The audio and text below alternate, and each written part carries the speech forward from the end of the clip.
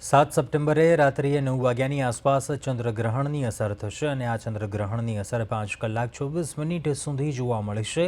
અમદાવાદ, કોલકાતા, મુંબઈ સહિત દેશભરમાં અનેક જગ્યાએ ચંદ્રગ્રહણ જોવા મળશે। આ ગ્રહણની અસર ખાસ કરીને રાજકીય નેતા ઉપર પડવાની શક્યતા છે।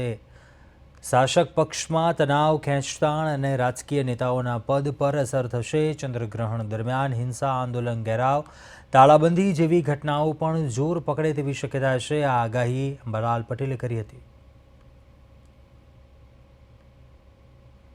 2025 અને 8/9/2025માં એક ચંદ્રગ્રહણ થઈ રહ્યું છે અને આ ગ્રહણ પિતૃપક્ષમાં છે। બીજું ત્યારબાદ 21/9/2025માં સૂર્યગ્રહણ છે, તે પણ પિતૃપક્ષમાં છે।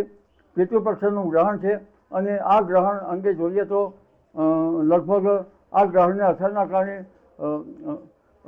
તેમાં નકારાત્મક ઉર્જાનો પ્રાદુર્ભાવ થશે।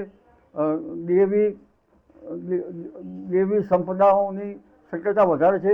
જો કે આ ગ્રહણ અંગે ગ્રહણ તો માત્ર ખગોળી ઘટના છે, પણ આ વિચાર વિનિમય જે જ્યોતિષના જિજ્ઞાસુ અને જ્યોતિષના વિનિમય માટે છે, અન્ય માટે આ અમે જણાવતા નથી।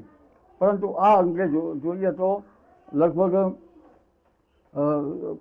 ભૃગુ નંદી નાળી પ્રમાણે જોતા સૂર્ય જે છે એ કેતુની સાથે છે અને મંગળની નજીકમાં મંગળ છે। મંગળ કેતુ રાજકીય નેતાઓના અંગે ક્યાંક વધારે શિરોદર્દ બને તેવું બતાવે છે। ક્યાંક રાજકીય હિંસા વકરી શકવાની શક્યતા ગણી શકાય ડિસેમ્બર સુધીમાં।